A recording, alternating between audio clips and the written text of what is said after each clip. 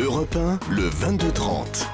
L'écho du jour, Jean-Michel Duez. Bonsoir Nicolas Bouzou. Bonsoir. Vous êtes le président d'Asterès, société d'analyse économique et financière. Avec vous, nous allons revenir sur l'actualité économique qui a marqué la fin de 2012 et ce début 2013. Alors tout d'abord, c'est un peu incontournable, même si on le reproche pas mal.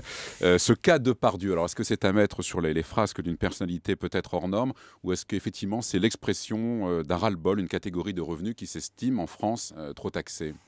En tout cas, il ne faut pas se reprocher d'en parler parce que je pense au contraire que ça a ouvert un débat qui est extrêmement sain et qui porte sur l'exil fiscal et la fiscalité des très hauts revenus et des très hauts patrimoines en France.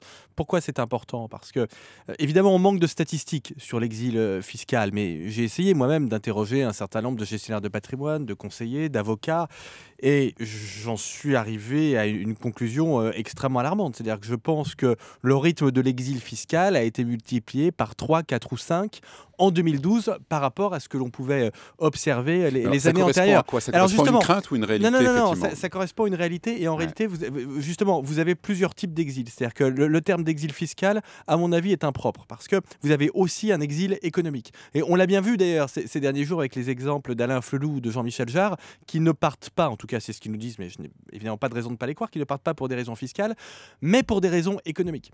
C'est-à-dire que vous avez des entrepreneurs, des artistes, des jeunes qui vont aller chercher ailleurs une fiscalité plus modérée, mais aussi un climat des affaires beaucoup plus favorable, c'est-à-dire une croissance économique plus importante, plus de facilité pour monter une entreprise, plus de facilité pour recruter et aussi pour licencier, parce qu'il faut dire les choses comme elles sont.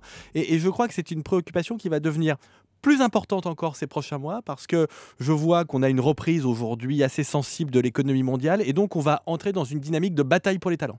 Il faut absolument qu'on ait ça en tête en France. Alors vous donnez raison à Laurence Parisot quand elle dit, ou moins quand elle pose cette question, est-ce qu'on peut encore être entrepreneur aujourd'hui en France? Alors non, je pense qu'on peut être entrepreneur en France.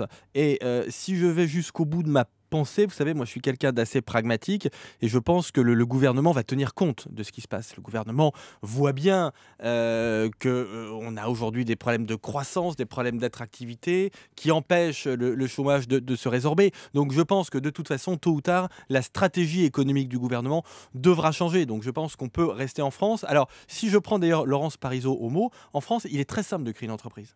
C'est pas le sujet, c'est même l'un des pays où il est le plus simple de créer une entreprise. Alors, tout va bien. Non, parce que ce qui est très difficile, c'est de recruter et de développer son entreprise. Ça, c'est compliqué, mais créer une entreprise, on peut le faire très facilement en France et beaucoup de jeunes le font. Alors vous parliez des problèmes de croissance. Le gouvernement maintient son objectif de croissance de 0,8% pour 2013. Est-ce que c'est réalisable? Même si c'est intéressant de noter que Pierre Moscovici, lui, n'exclut pas une révision à la baisse de cette prévision, mais 0,8%. Oui, c'est réalisable. Ouais.